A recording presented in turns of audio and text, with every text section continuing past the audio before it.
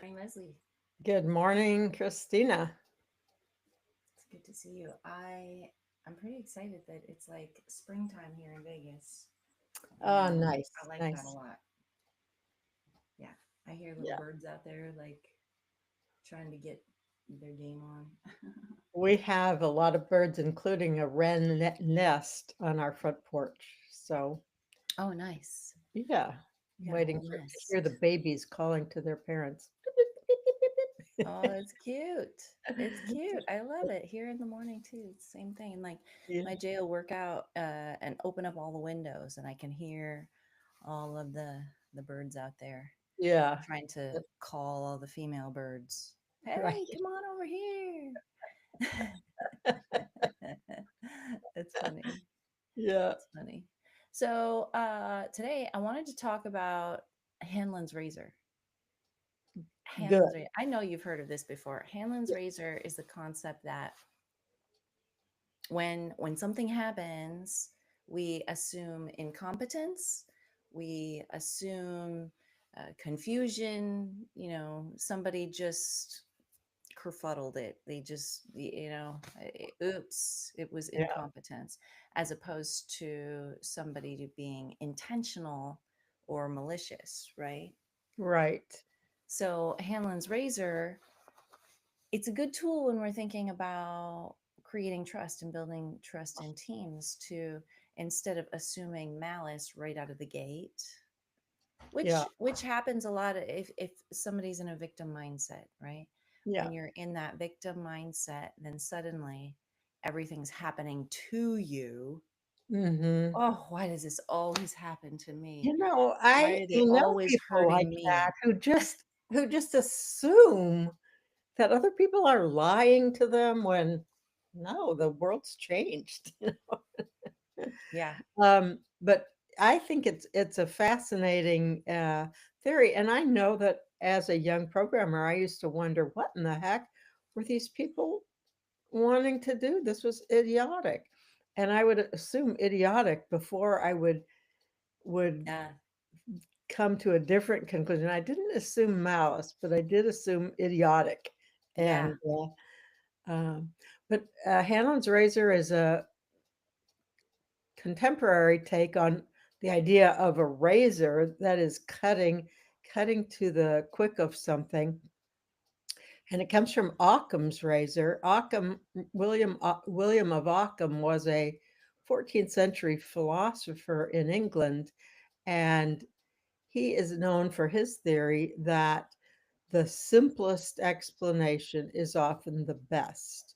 And Ah.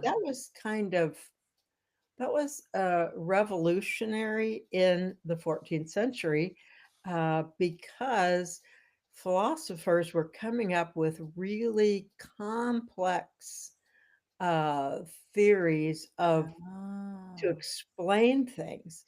And Right. and if you remember the theories of the cosmos, we had epicycles in the planetary spins rather than the simplest explanation was that the Earth wasn't the center of the universe.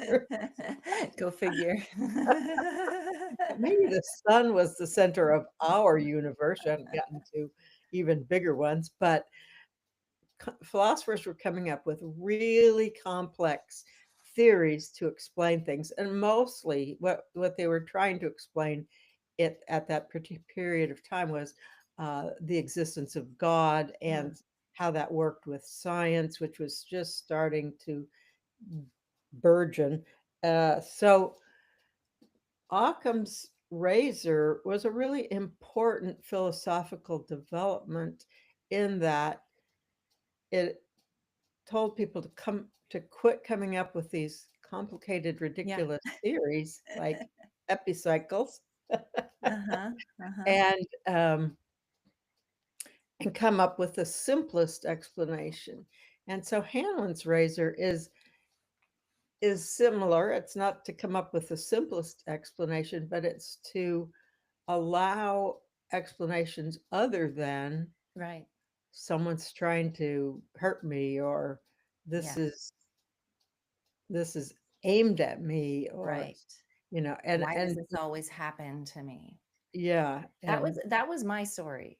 That was my story. So oh, yeah. I grew up, I grew up, I had a difficult childhood, and so I struggled a lot. And when I got into my 20s, I still had this mindset of, why is everything happening to me?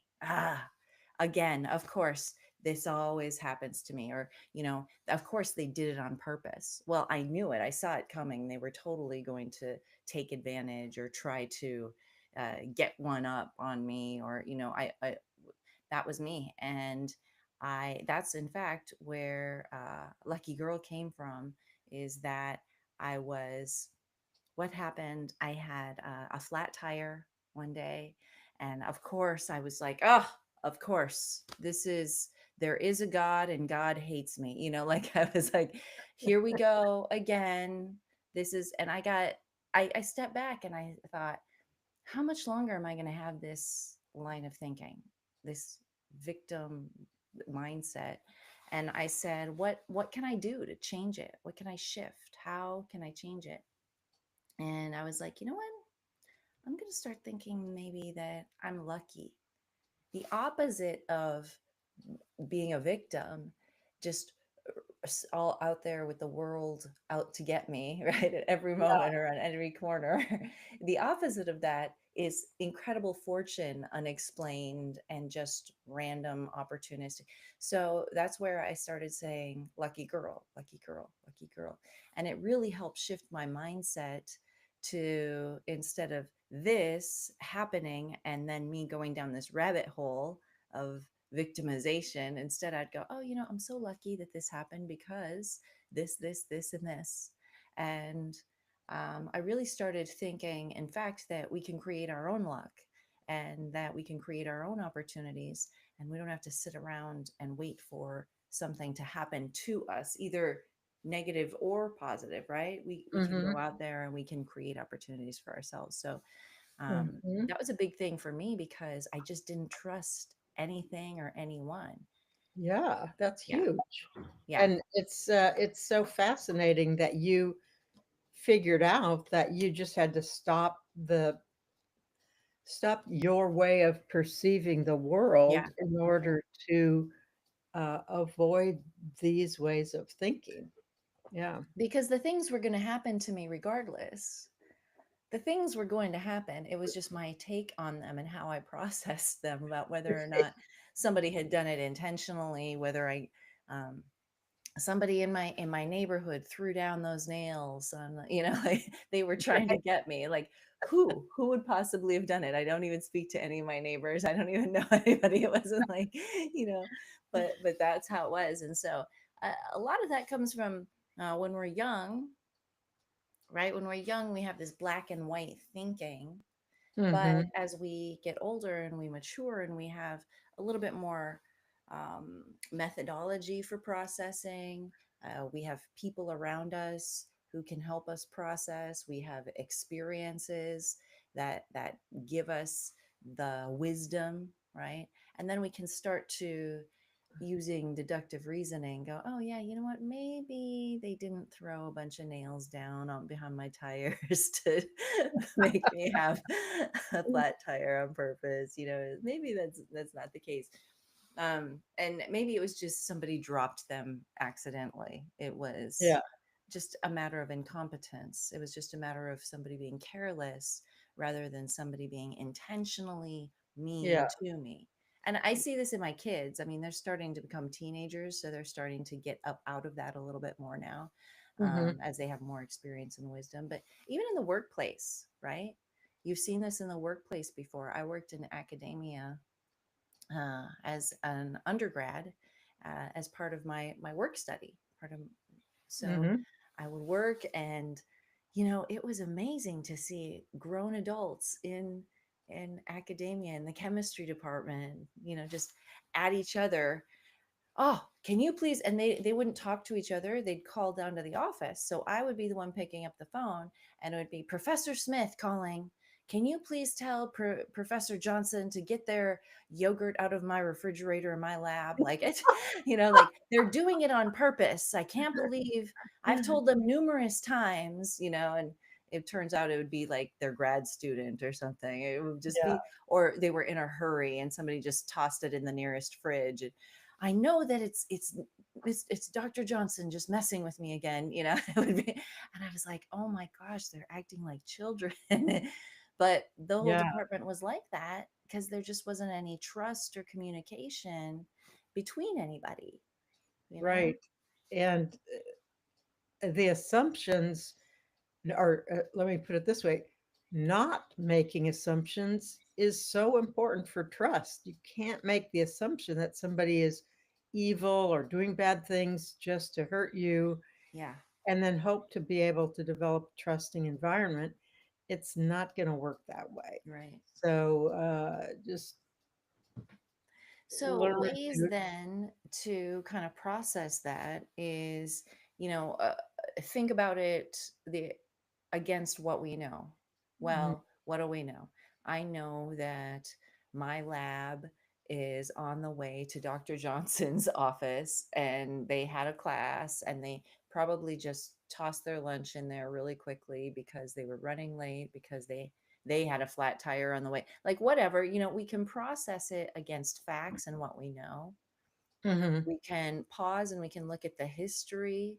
Like historically, has this person done this before? Do I have any evidence of them acting out this way before against me? We can think about what our own behavior was that may have contributed to. And I can sit outside and go, now what did I do that would have made my neighbors throw a whole bunch of nails out in the parking lot so that I would run over them and get a flat tire? Actually, nothing. So, I can pause and I can go, wait a minute, I haven't done a damn thing. Why would they have been so upset with me that that would have happened? And it yeah. did. It turned out it was just some construction. They dropped off the back of the truck. It was an accident. It was totally, you know, um, but no, my mind had made up this whole scenario of where I was a victim. And once again, of course, somebody's out to get me. Somebody's out to Wow. Totally Yeah, random. right? Yeah, Totally so random. that's really important, and it's so easy to attribute bad motives, bad intentions to another person at Yeah, work when when in, when they made a decision that doesn't make sense to you and yeah, maybe harms you in some way, like you have to redo your work or yeah. something like that. And uh, at at our house, my husband and I have lots of discussions, and sometimes they go awry. Well, he is hard of hearing, and Mm, so we'll be going down some path of a discussion, and he'll come up with some solution or plan that seems completely idiotic to me. yeah. And I think in early days, I might have thought he was an idiot, Yeah, but yeah. I've gotten over that. So at that point, I'll say, wait, wait, wait, let's back up the truck and let's start this conversation over again because I think something went wrong. That's a I good way to think, do it. Back I up the think truck. back up the truck. I think somewhere along the line there was a miscommunication. And so we'll figure it out. We'll start over. We'll wonder how he heard that Uh-huh. Yeah, when yeah. I said this and he heard that. I don't know, but And it that's a lot of what leaders have to do too, right? So happened. when somebody comes in and Susie is super upset that, Janelle I can't believe the incompetence. And a lot of times leaders have to have the conversation, communicate, get to the bottom of it, back the truck up, Back right? up the truck. See Yeah. see what happened. At what point was the miscommunication? And a lot of times it will be because one person is thinking, oh, they're out to get me. And the other person is just out there like do do do do do do do, completely careless, you know, nonchalant, head in the clouds. They just don't even want to be there. And so a lot of times it's incompetence. Yeah. Most And times.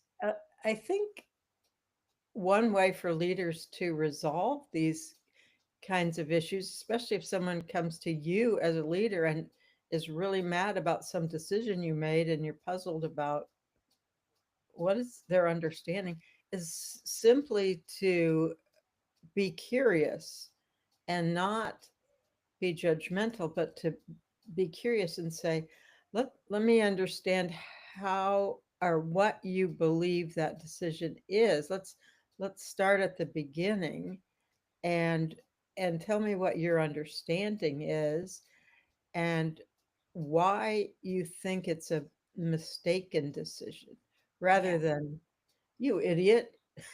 That's not what I said at all. Right. That would be my immediate reaction. You idiot. Yeah, my Jay's really good at that too. He's very good at being neutral and asking, "Wait a minute, let's see where," because that's not what I said, and somehow Yeah, you're really really upset, right. and we need to just see where this is. Now, this happens a lot too, technically, right? When you Yes. add the technical layer on top of that, there's different languages to write things in. There are different ways to do the same thing, you know, and people will get upset at why you chose this method to Mhm. write the app when it's very clear to them that this is the way to go. What Yeah. I don't even know what you were thinking. Obviously, you're trying to make my work job harder and make yourself look better and make me look bad, and then it starts this war internally between people who are on the same team even. Yeah. Yeah. So that's a that happens all the time. And then they, if they don't resolve it, they just get into their separate silos of fury and throw darts Yeah. at each other or arrows or whatever it is, Yeah. and uh, and they don't get back to what was the misunderstanding that Right. created this hostility. So I think the important thing is, like Occam's razor, go to the simplest explanation, or Hanlon's razor, go to the explanation that doesn't include um, evil or bad intentions, and then you can try to work it out. Why is this happening? So if you're the leader in the group, you can moderate these Right. kinds of things by asking people, being curious, asking questions, not judging that clearly one person's a jerk. Uh-huh. um, so easy to go there. It's the simplest answer. It's It's the simplest answer, and we need to fire them today, just immediately. there's your simple answer. No, Uh, it's a much more complicated, nuanced process than just that person's being a jerk, to let's understand what's going on here and how there was this divergence of understanding. yeah. Anyway, Yeah. I think that can help a lot with trust and realizing that there is someone on your team Yeah. who will help you to resolve differences in a way that makes sense. Yeah. And a Uh, lot of times it's the discomfort of the high emotions as well that yeah, will prevent maybe a leader from getting into it and unpacking it because the emotions are so high. So you have to have somebody who can step in and be neutral and hold that space in the big emotions, yeah, right? And essentially, it's like you're allowing them to express their big emotions, you're allowing them to rant and vent, and then you're really kind of getting to the bottom of what this is all about. And then you Right. go to the next person, you let them rant and vent and kind of get to the bottom. And Yeah. then you can come together and go, oh, I see. Okay. Actually, this is where the miscommunication happened. And Right. so let's untangle this and move forward. So then both people don't have to move forward with that hostility. They're not holding Right. that anger in their heart for sure. Yeah. Yeah. At one company where I worked, there was a leader who had a beautiful corner office, and so the hallway kind of went and then turned right in front of his office because it was in the corner, Mm, and he was very conflict averse. mm, One thing to be risk averse, this guy was conflict averse. yeah. And one day, two of the marketing people got into a very loud argument right outside his open door, Oh, yeah. and it escalated and it escalated. And because it was a corner, everyone down both Sure. aisles could hear this going on, and it was just horrible. Yeah. And it would have been so much better if he could have stepped outside and said, "Why don't we step into my office and let's figure out what each of you thinks is the right path, Yeah. and why there's a divergence," rather than what he did was just pretend nothing was going on, even though it was escalating. Very obvious to everyone else that something was going on. Yeah. Yes, and the end result was the argument didn't get settled. Everyone knew these two people hated each other Yeah. and that a fight was about to break out, and not to have them both on the same team ever again. And, it was just, eh, and of course, his reputation as someone who could address Right. issues was gone. Yeah. And he displayed that behavior several more times. So it was, easy to see that this was a real problem for him. He was conflict averse. And Yeah. so if you as a leader are conflict averse, I would say it's in your interest to understand the nature of conflict, the nature of negotiation, to get some training in that, and get with the program Yeah. so Huh. that you can be the one to be trusted to help resolve those. Right. Anyway, just a Right. thought. No, that's important. That's important. And that's kind of stuff we do in our workshop too. We have Yep. our workshop. If you go to luckyandleslie.com, the second Friday of every month, we do a workshop. We've done it at a couple conferences here and there as Hmm. well. And we role play those types of conversations and those types of conflicts. And how do you respond? And how do you deal with it if your leader is conflict averse?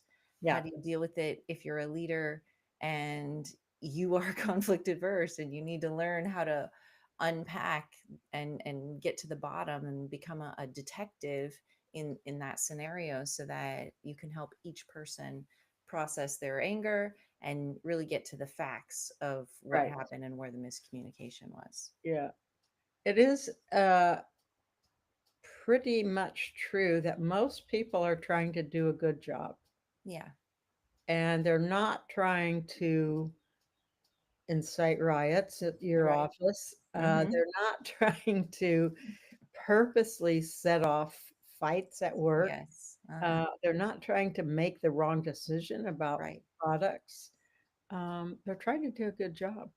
So if you go with that as a base belief, then you can try to understand what's happening in that context. Yeah. Not everybody is a nice person. There are some jerks who will use But I find conflict. that mostly though, most people aren't. Usually, it's a case of carelessness. It's a Right, case of right. somebody just doesn't know.